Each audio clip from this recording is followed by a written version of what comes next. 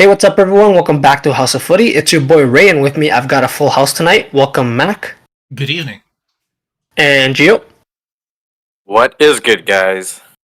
On today's podcast, we are gonna be going over some of the action from the weekend's Premier League games, and we'll talk also about what's going on in the what's going on around the Premier League since we sort of last got together. Before we get into it, don't forget to follow us on our social media, both on X and Instagram. Our handle is at @house_of_footy. Also, don't forget to rate, review, and subscribe to us. We are on both Spotify and YouTube. And lastly, feel free to get in touch with us via email. We love hearing from you guys, and we want you guys getting involved. Our email is houseoffooty@hotmail.com. The first game we're going to get straight into, Gio, is going to be Newcastle 2, Man City 3. We didn't really preview this game much. Of course, last podcast wasn't really a preview podcast, so it's great. It's fresh, straight off watching this game and knowing the result. Gio, what were your original initial takes for this result?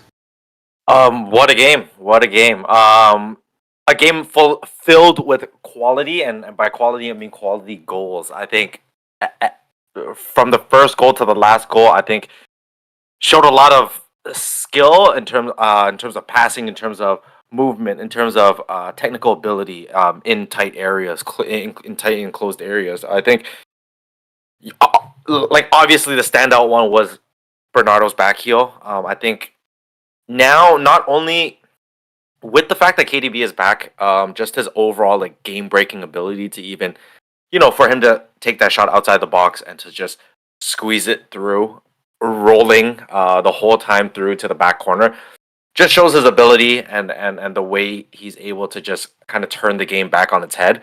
And no, I think this just shows that if there are times and periods in which Man City can't possess the ball to the extent they want and try to control the game in that sense, that they can outscore teams quite simply. They can score goals, and they can score goals in very timely manners. And again, they scored 3 goals without the likes of Erling Haaland, and that's saying a lot. That's saying a lot because he drags a lot of the defense away from a lot of the players, which creates chances for them. Because he does have to get doubled sometimes when he's in the box, just simply on size alone. So I think in general, I think Man City would be very happy with this performance and the way they were able to, obviously pull through late in the game. Obviously, you don't want to have to let it get to that point, but the fact of the matter is KDB is back. KDB orchestrated, that goal, and it just shows the level of difference that he makes when he's on that pitch. For sure. Kevin De Bruyne made his way back, which we'll definitely touch on. But I just wanted to mention as well that Ederson did pick up an injury early in that game. So I think it was Ortega that came on and replaced him. So that's something to keep an eye out. But of course, like Gio mentioned, Bernardo Silva opened scoring. Amidst some controversy, I think there was a discussion on whether that was a foul on City, I think by the byline before Bernardo Silva's goal, but great take. And then, of course, Newcastle bounced back with 2 goals of themselves. Very, very similar goals, I would say. One-on-one chances for Isak and Gordon on the right-hand side of the City defense, cutting in and putting it far post. But, again, second half, different dynamic with different players coming on. So I'll let Mac give us his thoughts before we sort of dive in, and myself as well. Like I mentioned, I'm gonna have my piece to say about one Kevin De Bruyne. But Mac, what were your thoughts? Again, I agree a lot with Gio, and I'm going to leave a lot to you, where this is pure quality from both teams. Manchester City are just, again, they show that they have that extra gear, even when they're not at 100%, even when they have their starting goalkeeper, arguably one of the best goalkeepers in the world, to leave the pitch very early on, and they're still able to kind of pull a performance like this. Again, it shows their credentials, and it seems like they still haven't even hit kind of 5th gear yet. I think that's the car analogy. I'm not too sure. You both know cars more than I do, but it seems like, again, they still have levels that they can get to, and they know that they can, but they're not there yet. I still think that and with Holland being out, Kevin De Bruyne come back, it seems like there's always at least one of their three, really arguably between Rodri, Kevin De Bruyne, and Holling out. And once they get that trio together, that triangle of devastation to other teams, it's going to be quite a worrisome sign for the Prem. And even though we just did, and I did on the most recent clip that Gio put out there, is that even we've talked a lot about January signings and teams that can what they can do. The best signing any team is going to get is Kevin De Bruyne coming back from Manchester City, and that's just clear and simple. That will have the biggest impact for the rest of this year. Will this trend continue? Will they pick up more injuries? Who's to know? But I think overall, that's the major takeaway from the game, as well as I know we're going to spend a lot of time in where you're going to mention about Kevin De Bruyne, so I'll let you do your thing on that. But again, we have to be a little bit worried about Newcastle. This is their 4th league loss in a row. They're now down to 10th. We were making fun of Chelsea for being in the same position, and now the club's there too. As well as on top of, it looks like reports are coming out that they're not going to do any signings because of FFP for the January transfer window, so they're not going to get reinforcements. They're still picking up injuries. And the worrisome part is there's talks of how can they fund transfers is by selling some of their major players, where there's been links for Bruno Guimaraes to PSG. Maybe it's a little bit too close to home for me, but a lot of Arsenal fans are on Instagram, on X, talking about Alexander Isak for the striker role instead of an Ivan Toney or an Osimhen. So with those kind of rumors burbling a little bit, that is even more concern of what you would have if you're a Newcastle fan, because again, even though they've had huge highs this season and they're always in games like this where they're fantastic, they're phenomenal, they just don't get any points from it. It's not good enough. And they definitely need to step it up if they're going to get at least close to European football. And if they don't, then do we see some sort of reset from them prior to the end of the season? Yeah, I predicted it. That was my biggest, wildest, crazy thing that could happen this year. Could very well happen. But again, even though very happy for City to see what they've done, I'm getting even more worried about Newcastle, and it seems to be getting worse here. Yeah, that's going to be something to keep an eye on for sure. One thing I did notice, and we'll stay on Newcastle for now, just so that we are not jumping back and forth. Newcastle, they have the players to sort of lift their ceiling. Isak there, Anthony Gordon. I think without a doubt, if there is a most improved award in the Premier League, much like in the NBA, he should very well be the most deserved recipient of that. Goals he scored against the teams, I'll list the following. Liverpool, he scored against.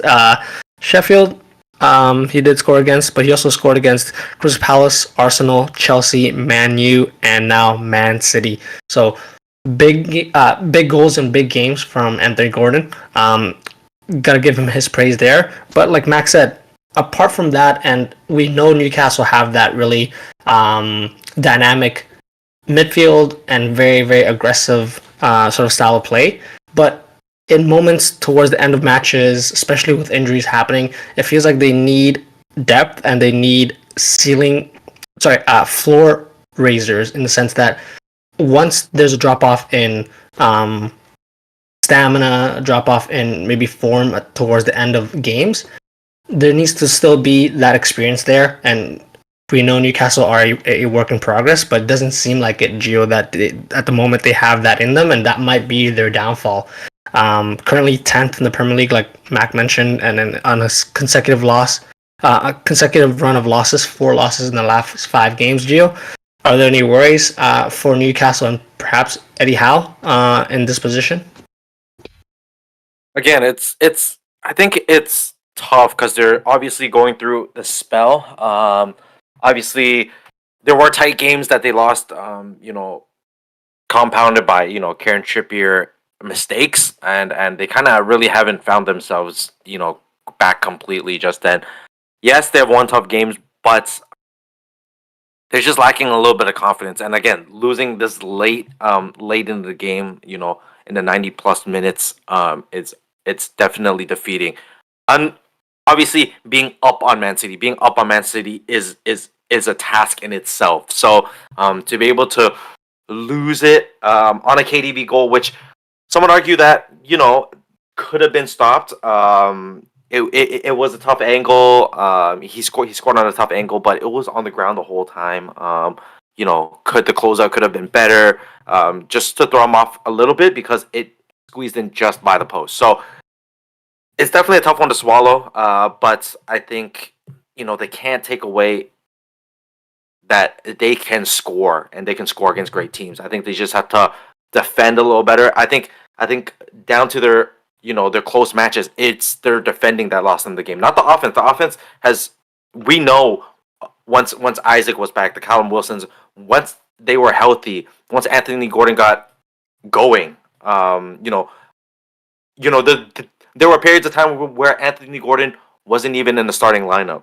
For now, and now arguably next to say Bruno Guimaraes and maybe Isaac and Kieran Trippier, he's the next one up. Like he's top 3 on that list every single week. So and every single game. So I think they're in a good spot that they can get out of it.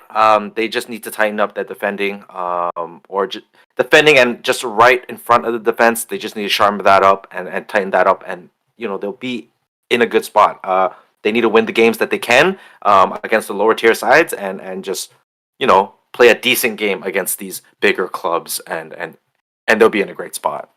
Okay, well, like you said, it was a close game though. At the end, it's going to be a tough loss to swallow for sure, losing it so late in the game. But Mac, of course, the big player here, Kevin De Bruyne, his goal that you just mentioned, the ability to just find a space in that number 10 role, and behind the midfield to drive with that defense, and we know his quality. He has the quality to smash the balls into the back of the net from 35 yards, but also he has the ability to caress the ball into any corner of the net he wants to. And the way he did it was fantastic. And one of the things that also surprised me was how well, I guess, it all meshed together with him coming back. Of course, they would have had to deal without playing without Kevin De Bruyne for a couple months now. So my thought was, do they kind of revert back so that Kevin De Bruyne is allowed that freedom and just let him do what he does?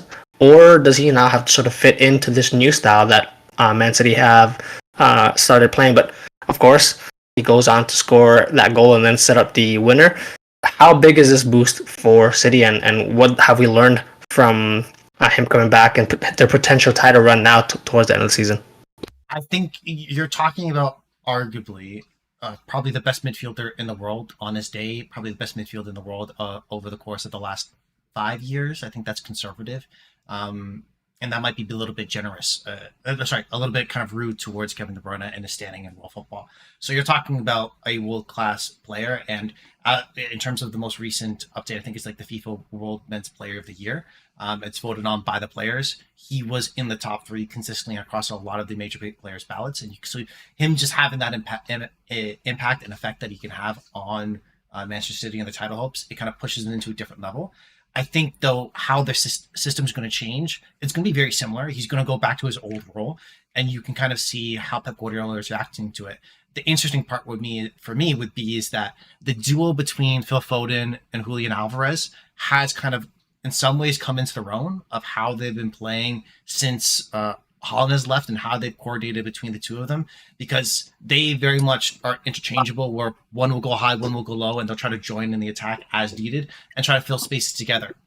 I would argue Kevin De Bruyne doesn't have the same types of legs as Foden does to be able to want to getting behind and to be able to latch onto through balls as Foden. So does that change Julian Alvarez? And with Kevin De Bruyne there, now does Foden go back onto the wing, and do we see less of him in more of a kind of a central head role for a Manchester City attack? I think that's going to be more so the impact, where Man City will get better, but I think some players, those two individually, will have to adjust their games if they're going to keep the same level of production. And you can kind of notice where Phil Foden over the last 5, 6, 7 games has been playing every minute for the full game. Versus, I saw a stat, if you look at over the course of the last 3 years, the percentage of minutes they played for their team's footballing clubs that they were eligible for, Phil Foden was like in the low 30s%, where he's not playing every game. He sometimes plays, and the comparison, of course, again back to home for me, was like Bukayo Saka. It was 93%, where you can see how heavily players leaned on. Phil Foden was in an upward trajectory, playing very, very well. But now that a player is that more senior is coming back, do we see a change? Do we see a drop off? That's more so what I'm interested in on an individual level. But like I said, for City, this just takes them to a different planet that no other team in the world of football right now can get from Kevin De Bruyne. Yeah. One of the things that I noticed that, of course, at the very end when City eventually won, you see the scenes of them celebrating after the game. Phil Foden goes up to hug Kevin De Bruyne, and I completely skipped my mind that he was on the pitch because, of course, Kevin De Bruyne coming back is such a big figure for this team, and it it does so much for them that they have. We can even spend another couple more minutes talking about the impact of Rodri, Bernardo Silva, other players on the City team throughout the season. But of course, the impact that Kevin De Bruyne has just gave them for this match just overshadows that. So that'll be interesting to watch how they do from here. But let's move on quickly to another game that took place this weekend. Mac, Chelsea 1, Fulham 0. Chelsea with another win in the Premier League. Of course, their latest game was a loss in the EFL Cup, but 3 league wins in a row for Chelsea. This one through a penalty kick. Surprise, surprise. Cole Palmer, or they call him now Cold Palmer. Of course, the celebration, the shivers. Another win for Chelsea. Fulham, not the result they would have wanted, but I think definitely a platform for them to build on. What are your takes from this result for, I guess, either team? The correct name should be Cole Penmer, right? Isn't that how it's normally done nowadays? But I think overall, it's a step forward for Chelsea. Prior to, of course, their loss against Nottingham Forest, I on this podcast did something I shouldn't have done and definitely bigged up Chelsea in terms of their recent trajectory. But let's ignore cup competitions now. Just focus on the Premier League. Over half of Chelsea's Premier League wins this season have come since the start of December, and they have the second most points since that starting point, only bettered by Liverpool. So, in the Premier League, again, there's a lot of its ands or buts that we want to say about Chelsea, but they have been, based off the numbers, in fantastic form. Again, do they still have a lot of questions? Do I struggle when I look at them offensively to see how they're going to kind of finish clear-cut chances that they can sometimes create? Yes, absolutely. But what they've done now is put themselves in a position where they're picking up points very regularly. They're kind of beating the bottom of the barrel teams, which they weren't doing at the beginning of the season, where they really played to level out competition. Now they found a little bit of cutting edge. Have they been fortunate? Yes. Have they received the most penalties thus far in the Premier League season? Yes. But you got to give them credit when credit is due. And in this game, just taking a look, and maybe we'll talk about how some other teams, when they're playing at home versus when they're playing away, and the difference of what they need to do. Again, Chelsea, at least when they're playing at home, they seem to dominate possession, and they do have enough shots. But are they enough? Do they have the quality finishers to be able to get them on target in the final third? I still argue no, but it's at least a positive for Chelsea where they seem to be taking a step forward. And now, since I've said that, just as what happened last time, they're going to screw me over and come out with a big ass L in the next game. So it is what it is, but I'll give them credit for now.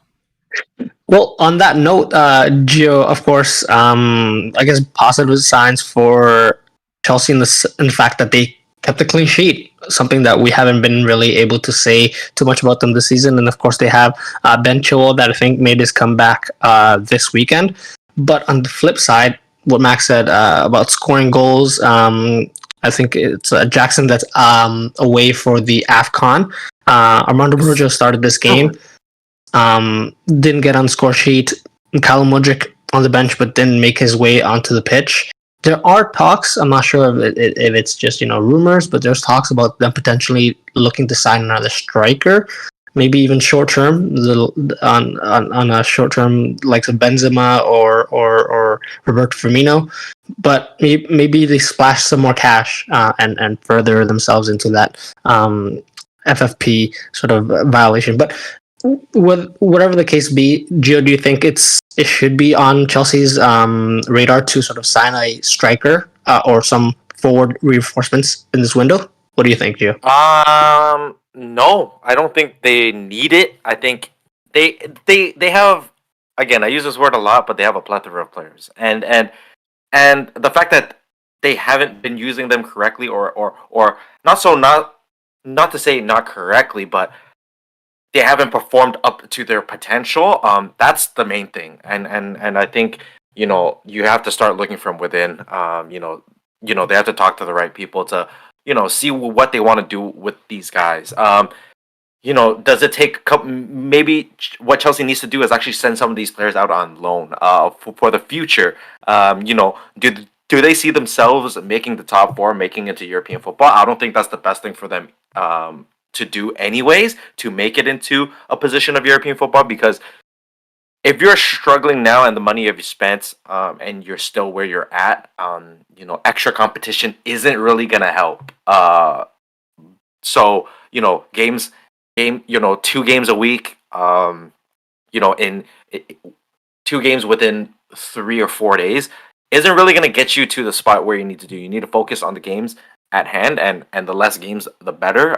So I think they just need to send some players out on loan, see if they can get back to, where they were, and see what they really want to do with this midfield. I think once their midfield clicks, I think the rest of the people around them, the players around them, will inevitably find their way. That's the importance in the midfield. It connects both the defense and the offense. They are providing these opportunities for them. They're creating trouble for the other teams. So, you've spent a lot of money in this midfield. Something isn't working. Bringing in a couple of new players isn't going to help it, I don't think. It's not going to be a big confidence boost for them, because they're going to say, "Oh, but you don't believe that I can do my job, or I can compete at this level," or you bring in, a guy on loan and he absolutely kills it in the Premier League, and then what? Look, you've wasted all this money when you could have got a guy for a bargain on a January transfer window loan, and we could be skyrocketing up the ladder on the Prem. But I think they should stay put. If anything, it should be a good time for Pep. Sorry, not Pep. Poch to really just reconfigure and see what he wants to do with the team. Just tell Todd Bowley to save his money for the summertime, if need be, if they can even spend. Right. But yeah, I think they need to stay put and try to just figure things out from within. Yeah. Of course, that's going to be an interesting thing to watch, of course, with how FFP regulations affect them and what they're going to do, especially if there are talks about some outgoing players, which I think it just makes sense. Like you said, Gio, maybe some players on loan or even some permanent transfers out of the club in the foreseeable future. But just wanted to mention, of course, Chelsea and Fulham, both clubs are still in the EFL Cup, which they both are on. They need to come back from. Chelsea need to go. They host Middlesbrough in the second leg and need a win there to advance to the final. And then Fulham, of course, will be hosting Liverpool.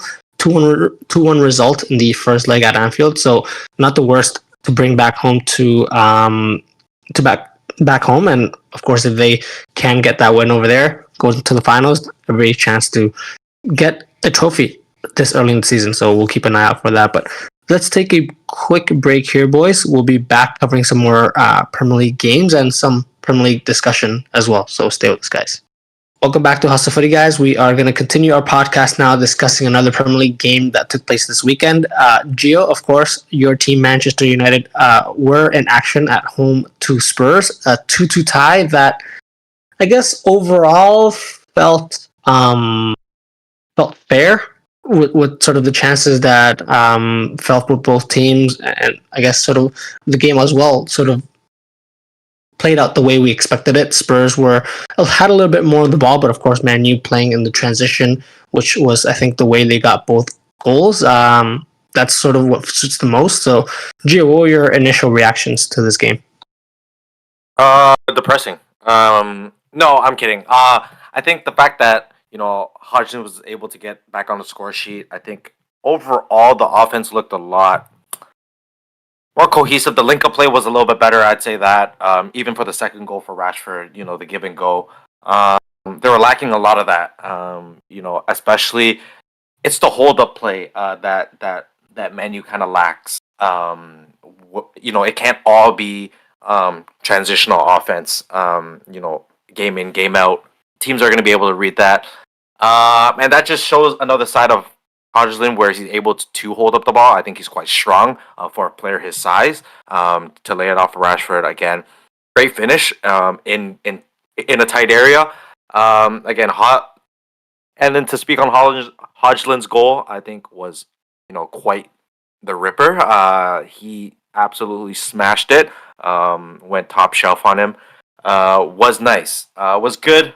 Great for his confidence. But again, once you know, once Man U let the lead slip for a second time, I think that's when kind of the transition kind of swung Tottenham's way, and they're starting to build a little bit more frustration in terms of offense. Bring on Anthony, not being able to do much. I think Garnacho, as good as he is, again, his decision making is still quite immature sometimes, and you can see, when he's trying to create something out of nothing, blind crosses into the box. If there's no one out there, let's just play it back. Let's just recycle the ball. But again, I think he just looks at the game a little too forward sometimes, and that kind of what hinders Man United on the offensive end, which again plays well into Tottenham's hands because they like to counterattack as well. So if they're able to just kind of corner Garnacho into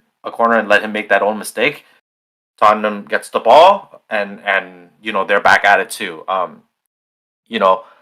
Especially later in the game when Garnacho switched onto the other side, Pedro Porro was definitely taking advantage of that. Was playing very high up the pitch. They were very confident in the three defenders in the back to really just take care of business and try to find Pedro Porro onto the side and let him go for a couple of runs. I think Udogie also had a good game as well against Garnacho out on the right, and then was very sound when Anthony came on as well. So props to Udogie. Could have had an own goal, but I think all in all, there is disappointment in letting two leads slip, not just one. But the fact of the matter is, they didn't lose. They picked up a point. The necessary people got onto the score sheet, and is definitely a step in the right direction, I'd say. I think that's huge. Yeah, Hodgson and Rashford, both forwards getting goals for Man U. A constant theme this season is how their output has dried up so far this season. But if this is a platform they can grow on, that's going to be great for Man U. Especially, they conceded goals that were, I think, very, very easy. Essentially, there were mistakes, I think, and they could easily be solved. So with Sandro Martinez making his way back to the first team this week as well, that's going to be something that I think Man U fans will hope can get sort of resolved, even though Onana is now departing for a couple weeks for AFCON. Something to keep an eye on, but nonetheless, good for Man U and Man U fans that Rashford and Hodgson got on the score sheet. On the other hand, Richarlison and Bentancur getting those vital goals for Spurs to sort of tie the game. And ultimately, like I asked Geomac, the result, a tie, I think was fair. What were your takes on this? Yes, I think it was fair. Of course, because in terms of the quality of the chances they created, there wasn't too much disparity. But I think this game, from both managers' perspective, they can come out and sell to their fans that this was a big step forward for their club, respectively. If you take a look at it in terms of Spurs, they're missing 4 or 5 of their best players that that they've had thus far this season to international competitions. They have new players coming in, players just returning from injury. They go to Old Trafford, outpossess heavily, have more shots on target, won unexpected goals, but we're just unlucky to come out with that type of result. Vice versa on Manchester United side, is like, hey, we've been in a bad run of form. We're facing one of the teams that are kind of high and flying thus far to the Premier League season, and we didn't just kind of quell them, but we actually got 2 leads. We were unfortunate not to hold off onto them, but still a decent result. I think it's a little bit. I think from both those perspectives, the truth, of course, is somewhere in the middle. And it was very fascinating listening to Roy Keane and Jamie Redknapp, who both played for Manchester United and Tottenham respectively. Their opinions were, they have, of course, both their teams, they think they did very well, but the truth, like I said, is very much in the middle, where I think both teams should be in fact disappointed because of the situations that they were in. And if they just made a couple of key decisions correctly towards the end of the game, of course, the one that screams out to me is Scott McTominay. If maybe Manchester United were a little bit more clinical in their counter-attacking opportunities, because there were quite a few against this Spurs side, just like as we're going to get from the Spurs team, is that they are going to have an abundance of chances because of how open they play.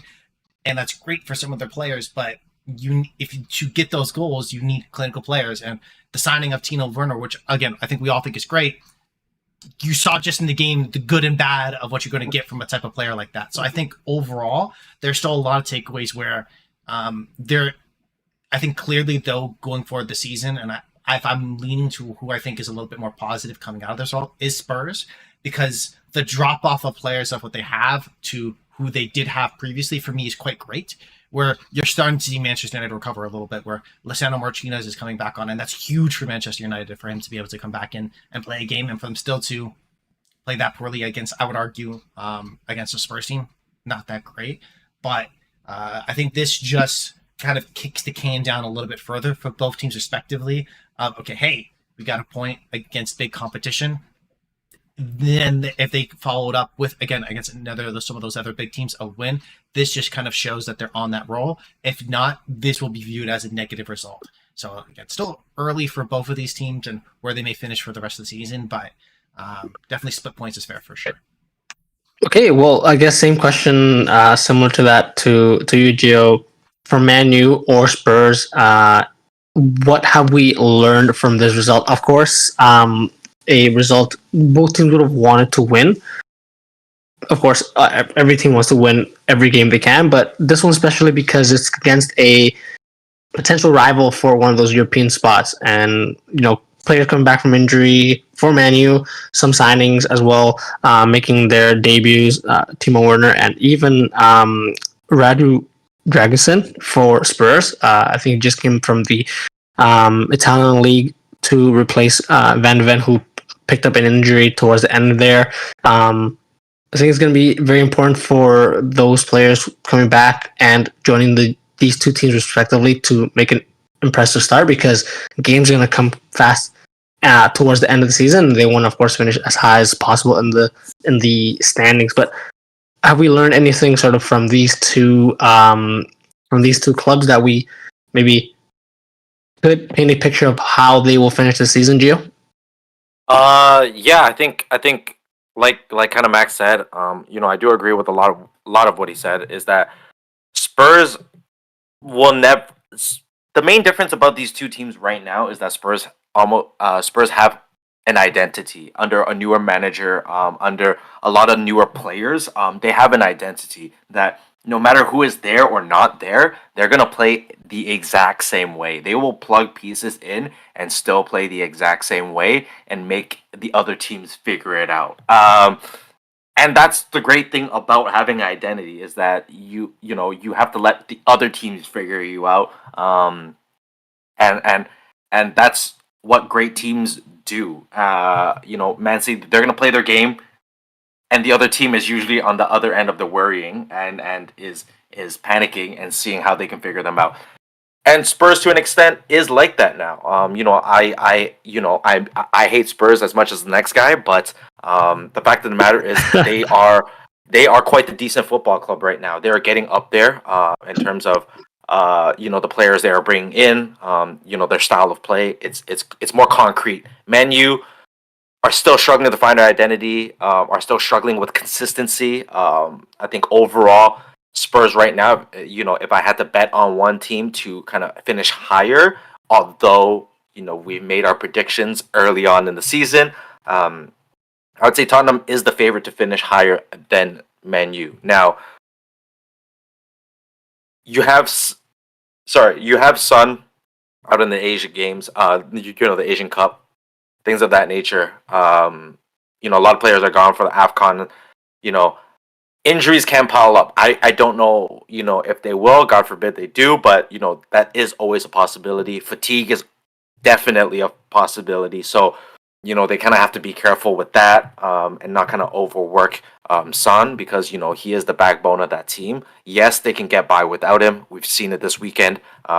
We've seen it in other games as well. But he is that kind of driving force for your team. So I think Spurs need to be careful there, and I don't think they should be done with this window. I think they can bring in a couple more loanees and really just strengthen those areas, because of all these extra players playing extra games for these international competitions. Okay, well, of course, Son being out is a huge miss, but Spurs don't have to worry about that. We got Richarlison at home, up to 7 goals in the Premier League this season, and I know you guys may not think that's a great return, but I'm very confident for my boy Richarlison to continuing his goal scoring form. But let's move on then to another game that took place this weekend, and not a lot to talk about in terms of goals for this one. Actually, no goals to talk about. 0-0 tie in a game between Everton and Aston Villa. But is there anything we learned from this result, Mac? Just to quickly wrap it up, Villa looked decent when they were playing with the ball, knocking it around, but Everton did well to make the game scrappy, of course, at Goodison Park, and get a tie against one of the top teams in the division. So it definitely felt like it was a game Everton were just trying to bring their aggressiveness to sort of match Aston Villa and make them play their game so that they don't get outplayed. And Villa just weren't able to get the chances to go in. I think Watkins looked, of course, as always this season, dangerous, but weren't able to sort of finish those chances that did come their way. But what were your takes from this result, Mac? I think overall, first of all, phenomenal performance from Everton, and I would argue similar to, I know I would always go back to this kind of a Jose Mourinho team. The Sean Dyche Everton team looks the most comfortable out of possession I've seen in quite some time. The way that they play with structure, they would play with kind of solidity, how they play in terms of making sure that they don't make mistakes, I think is some of the best you can kind of see in world football at the moment. Offensively, of course, miles off almost all the other top teams, but just in terms of structure, commitment, defensive approach, you have to give them their flowers there. Interestingly enough, for Unai Emery, in terms of kind of the chaos level manager that he can be on his day, this is actually his first ever 0-0 draw as a manager in the Premier League in his 97th match. So if you think of all the highs and lows he's experienced as a manager across, of course, Arsenal, and of course Aston Villa, he's always been kind of a manager with maybe not a flamboyant, but kind of, I would say, a cavalier approach of willing to be able to go all out to be able to get a win if needed, and even after sacrificing a couple goals on his own end. So to see that kind of shoot come again against a Sean Dyche-led team with the defensive resilience, I'm not surprised. I think what we may talk about a little bit later is the impact this may have, more so on Everton. But to speak for Aston Villa is where now I think you can kind of have a game plan where you map out if you're kind of one of the bottom of the barrel teams, that you're not kind of chasing a top 4 position in the Premier League where you don't necessarily need to win against this game, and Villa now being looked at as one of those better teams, how you can sit in, how you can absorb pressure, how you can kind of neutralize some of these attacks from Aston Villa, I think is a key takeaway. It'll be interesting to see how other managers try to implement that. I think for me, it really starts off with the defensive pairing of Tarkowski and Braithwaite. In the center back positions, Braithwaite, he's been linked to a lot of other clubs in the coming summer. Links to Manchester United, links to Liverpool, coming in to be able to be as a younger center back, English, of course. So I think those two together, how well they've played, I think has been a big stepping stone, of course, with Pickwick back there. So if other teams are able to emulate that defensive approach, I think this Aston Villa team, they may not have as good of a second half of a season as they did in the first half. Okay, well, let's save the Everton chat to after this part, Gio, but let's move on. Let's continue on Aston Villa, who, like Max said, still outchanced. Everton had more shots overall, had more shots on target with sort of their impressive start to the season. But one thing I did notice is when it comes to, and of course Everton's game plan was to sit tight with a very congested midfield and sort of back line area, not really allowing Aston Villa, that is, to sort of play through them. Leon Bailey, Ollie Watkins, and Diaby as well were all part of that starting lineup, but weren't able to sort of carve through chances. And I think one of the players that they're very much missing this season is Emi Buendia, who actually, I think very early in the season suffered a I think pretty much season-ending injury. I don't really expect him to come back from that in this season, but a player like him who just is creative could be like a 10 in that midfield, and then just find a pocket, pick up some dangerous spots, and then just slot those players in behind. Very much something that they miss. And so I guess on that note, Gio, do you fear for Aston Villa's chances if they do face teams that are just going to sit back on them? Of course, if they play Spurs, we can expect the highest scoring game with that high line they're going to play. But is there any concern for Aston Villa against very, very stubborn defenses they come up with this season? Am I worried? No. I think Unai Emery has kind of earned a little bit of credit and earned a little bit of leeway to see how he maneuvers out of this. Obviously, there are going to be teams that are going to sit back on them. Just know how quickly they move. Off the counter as well. They see Diaby. They see they see Leon Bailey. They see Ollie Watkins.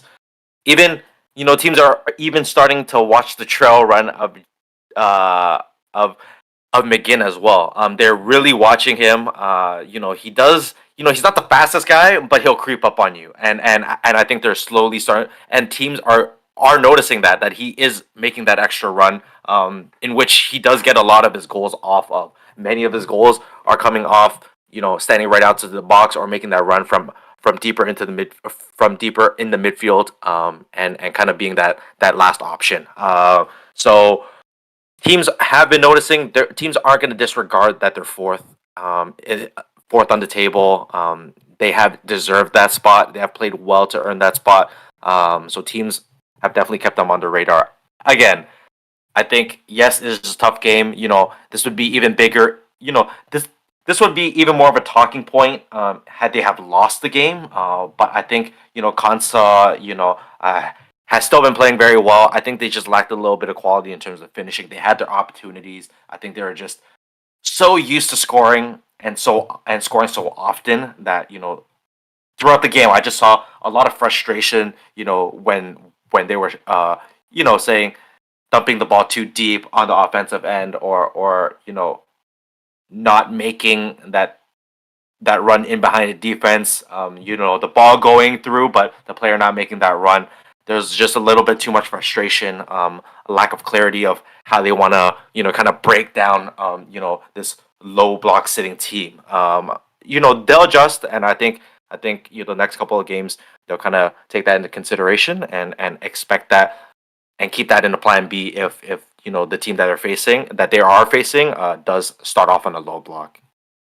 Yeah, for sure. Definitely something I feel Emery is good enough to figure out. And on that note, of course, you don't really need to splash cash if we already got John McGinn at home. So we'll keep an eye out for that. But of course, now let's move on lastly to the big news that broke out. I think it was today. Everton and Nottingham Forest on the same boat now have been charged with breaching Premier League profitability and sustainability rules. The Premier League says both clubs have confirmed they are in breach of the rules for the assessment period ending season 2022-2023, and that's of course losing. Premier League clubs are permitted to lose a maximum of 105 million pounds over a 3-season period, 35 million pounds a season. And Everton, of course, already were deducted 10 points early this season.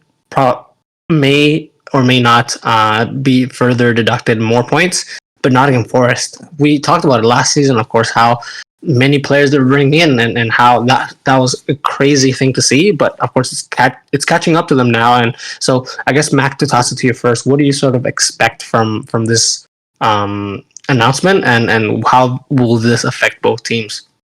This, for one quick point, I think this is the Premier League just trying to make the relegation race a little bit more interesting. I think that's probably that was a joke, of course. I think though it's interesting because they have 14 days both to comply with the request to see what they're going to do, because they can appeal the action, which of course Everton did last year, which is why you saw it get delayed into this season. So would I be surprised if both teams just don't try to delay and push kind of the issue down to next season? No. Primarily because if you look at both of those clubs and they're standing right now in the Premier League, if either of them was to take the same docket amount of points from Everton getting a 19.5 million overspend last year, they both lost 10 points. They would both be in the bottom three, and now you see Luton, Burnley up in the safe zone as of right now.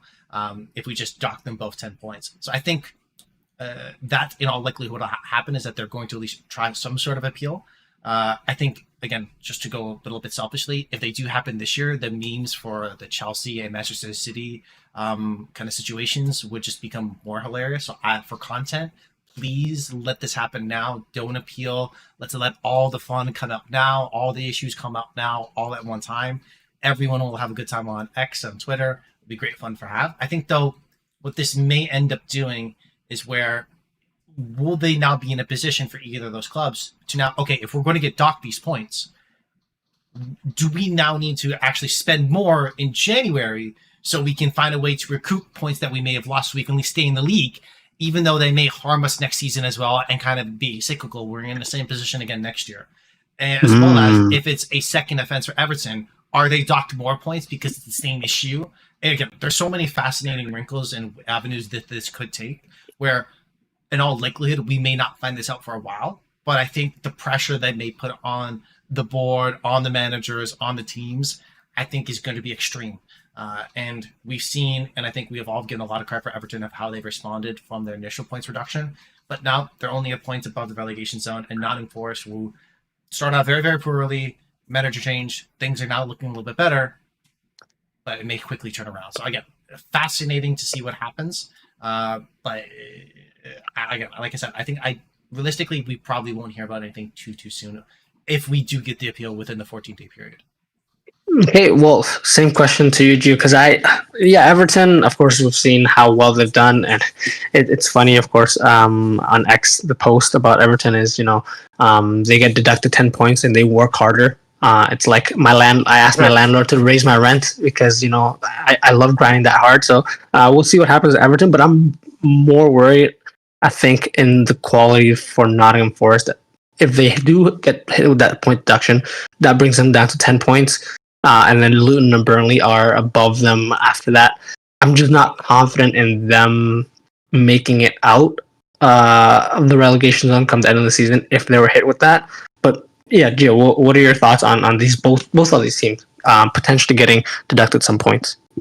Again, look, it would be quite harsh for that to play out like that. Again, Everton to be docked twice in one season. If they were to get docked twice in one season and end up, quote unquote, getting relegated, what is, again, like Mac mentioned, what does that mean for a Chelsea? What does that mean for a Man City? Like, what happens to those teams? What kind of,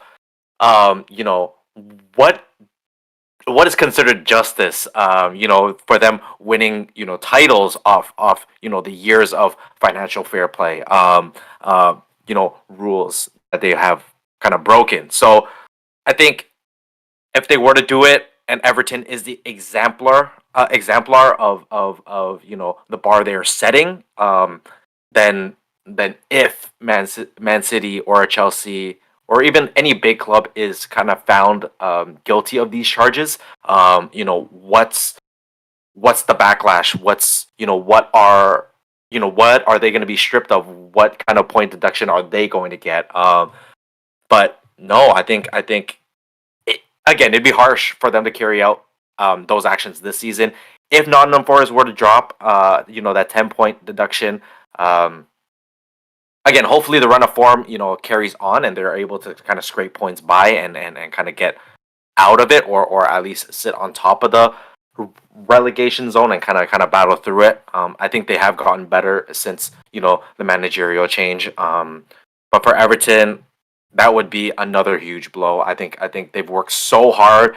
Sean Dyche has got the boys to work so hard in order to dig their way out, and now it's playing quite well overall. We've all been giving Everton their props of how well they handle games, defensively and now just scraping away and grabbing points like a snatch and grab type robbery. But no, again, a little harsh if it were to be executed this season, but I think it will be carried out next season, and kind of they'll start the season in a deep hole.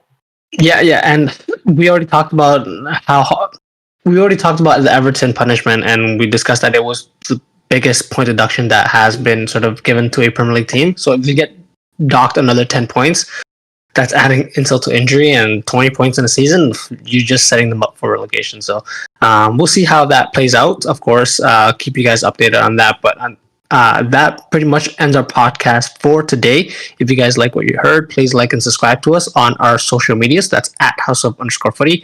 If you have any comments, suggestions, or general banter, get in touch with us via email as well, houseoffooty@hotmail.com. The next time you hear from us will be Thursday when we take a look around the world of footy and discuss some trending topics for the time being. But until then, thank you, Mac, for joining us. Peace out. Thank you, Gio. Thanks for listening, guys. See you guys.